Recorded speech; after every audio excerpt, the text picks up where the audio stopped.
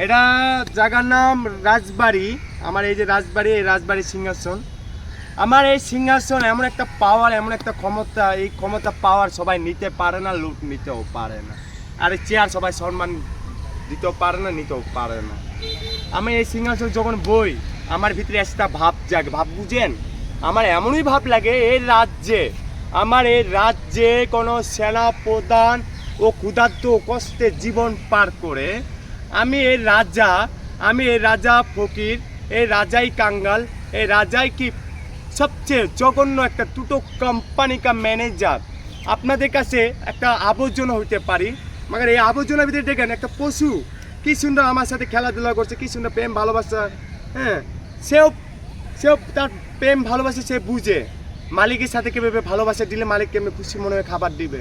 হ্যাঁ, আরে আমি আপনার এই এলাকাটাকে আপনার সাম্রাজ্য বলে মনে করেন আপনি? আমি এই এলাকা অরিজিনালি সম্রাট ভাবি। কেন সম্রাট ভাবি? আপনারা সবাই একই প্রশ্ন আমার বলেন, রাজীব স্যার এই জায়গার সরকার, আমি সরকার বাদ দিলাম, জনগণের বাদ দিলাম, এখন বর্তমানে জায়গা মালিক আমার আল্লাহ। আমার জায়গা আল্লাহ মালিক হয়, আমার আল্লাহ জুড়ে জমিন মালিক হয়, অতএব জমিনে তার মালিক দেহ বান্ধায় সেও মালিক। আমার এই মালিককে আমার আল্লাহ, অর্থাৎ আমার জমিন আমার আল্লাহ। আমি ওই অধিকার নিয়ে, আমি ওই সাহস নিয়ে আমার আল্লাহ জমিনকে নিয়ে আমি কাজ করতে চাই, কাজকর্ম করার ইচ্ছা আছে, আগ্রহ আছে। সামনে আরও সুন্দর হবে, এই সৌন্দর্য আরও সৌন্দর্য হবে।